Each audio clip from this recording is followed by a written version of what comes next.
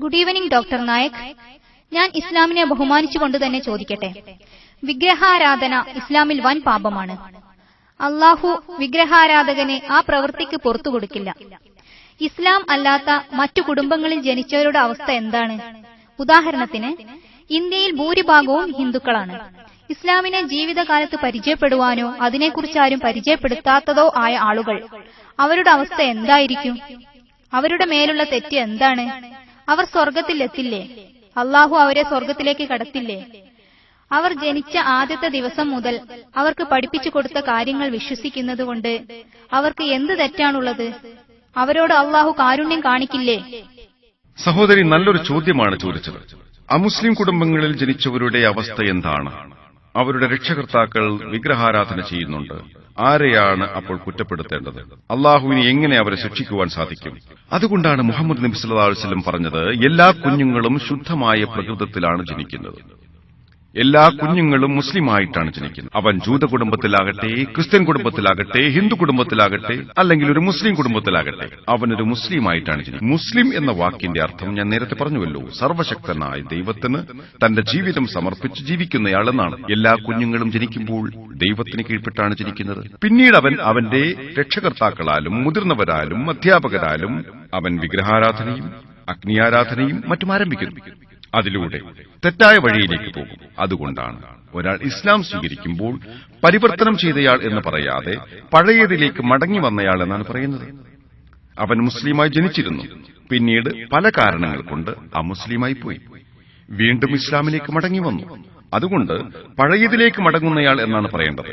സഹോദരി ചോദിച്ചത്, ഒരു അമുസ്ലിം കുടുംബത്തിൽ ജനിച്ചയാളെ എങ്ങനെ അള്ളാഹുവിനോട് ഉത്തരം പറയുവാൻ ബാധ്യസ്ഥനാക്കാൻ സാധിക്കും?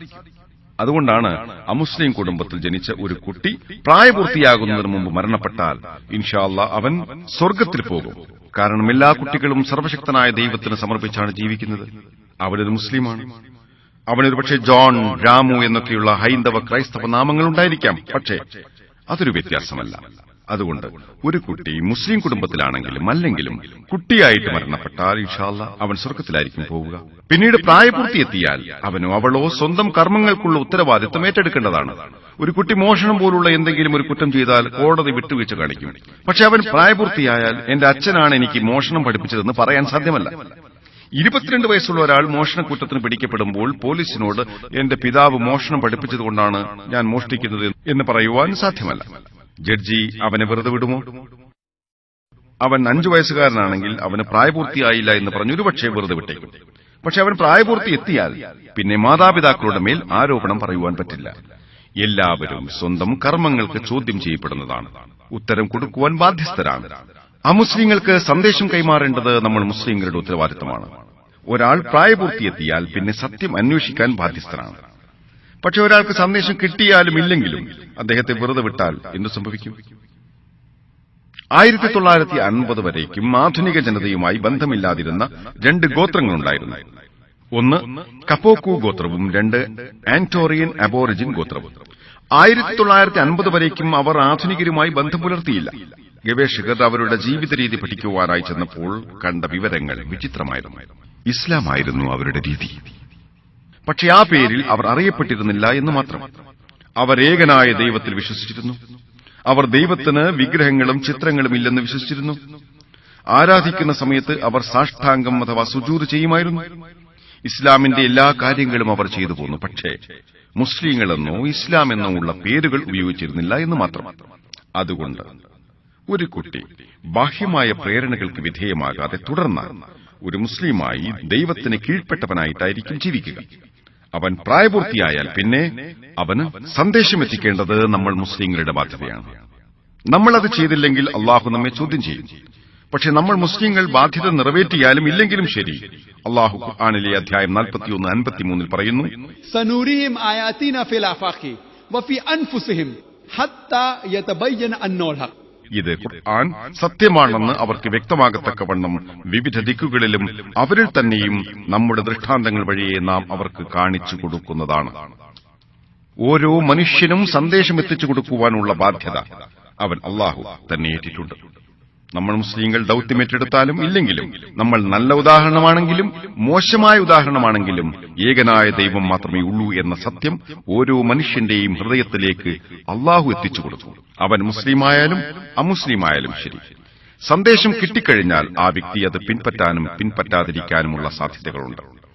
താൻ ഇഷ്ടപ്പെടുന്ന മദ്യം, ചൂതാട്ടം, സ്ത്രീകളുമായുള്ള അതിരുകടന്ന അടുപ്പം, നൃത്തം പോലെയുള്ള കാര്യങ്ങൾ ഉപേക്ഷിക്കേണ്ടി വരുമോ എന്ന കാരണത്താൽ അദ്ദേഹം സത്യം അംഗീകരിക്കില്ലായിരിക്കാം. ഇസ്ലാമിന് നിഷിദ്ധമായ കാര്യങ്ങൾ അവൻ ഉപേക്ഷിക്കാൻ പ്രയാസം തോന്നിയേക്കാം. സന്ദേശം ലഭിച്ചതിനു ശേഷം അത് അംഗീകരിക്കാത്തത് വ്യക്തിപരമായ കാരണങ്ങൾ കൊണ്ട് മാത്രമായിരിക്കും. ഒരു പിതാവ് തന്റെ കുട്ടിയെ മോഷണം പഠിപ്പിച്ചിട്ടുണ്ടെങ്കിൽ ആ കുട്ടി വലുതാകുമ്പോൾ അത് തെറ്റാണെന്ന് മനസ്സിലാക്കണം. എന്റെ പിതാവ് മോഷണം പഠിപ്പിച്ചതുകൊണ്ടാണ് ഞാനത് ചെയ്യുന്നത് എന്ന് ജഡ്ജിയോട് അയാൾക്ക് പറയുവാൻ സാധിക്കില്ല. ഏകനായ ദൈവത്തെക്കുറിച്ചും വിഗ്രഹാരാധന തെറ്റാണെന്നും ഒരാൾക്ക് മനസ്സിലായിട്ട് അയാൾ അത് തുടർന്നാൽ അയാൾ അതിന്റെ ഉത്തരവാദിത്വം ഏറ്റെടുക്കണം. അതുകൊണ്ടാണ് ഒരു അമുസ്ലിമും പരലോകത്ത് അള്ളാഹുവിന്റെ നീതിയെ ചോദ്യം ചെയ്യില്ലെന്ന് അള്ളാഹു പറയുന്നത്. കാരണം നിങ്ങളുടെ അവയവങ്ങളായ കണ്ണുകൾ, കൈകൾ പോലെയുള്ളവ കൃത്യമായ സാക്ഷ്യം പറയും. അതുകൊണ്ടാണ് നരകത്തിൽ ഇടപെടുന്നവർ അള്ളാഹുവിന്റെ നീതിയെ ചോദ്യം ചെയ്യാത്തത്. ഞങ്ങൾക്കൊരു അവസരം കൂടി തരണമെന്ന് മാത്രമേ അവർ പറയുകയുള്ളൂ. നിങ്ങൾ വൈകിപ്പോയി എന്ന് മാത്രമേ അള്ളാഹു പറയുകയുള്ളൂ. ഈ ലോകത്ത് നിരവധി അവസരങ്ങൾ ലഭിക്കുന്നുണ്ട്. പക്ഷെ നമ്മൾ ഒരിക്കൽ മാത്രമേ ഈ ലോകത്ത് ജീവിക്കുകയുള്ളൂ. അതുകൊണ്ട് ഒരു അമുസ്ലിമിനും അള്ളാഹുവിന്റെ നീതിയെ ചോദ്യം ചെയ്യുവാൻ സാധ്യമല്ല. നിങ്ങൾക്ക് വൈകിപ്പോയി എന്ന് മാത്രമേ അള്ളാഹുവും പറയുകയുള്ളൂ. ഖുർആനിലെ അധ്യായം 67:2 പറയുന്നു, ഈ ലോകത്തുള്ള കാര്യങ്ങളെല്ലാം തന്നെ പരലോകത്തേക്കുള്ള പരീക്ഷണങ്ങളാണ്. ഞാൻ ഉത്തരം പറഞ്ഞു എന്ന് വിശ്വസിക്കുന്നു.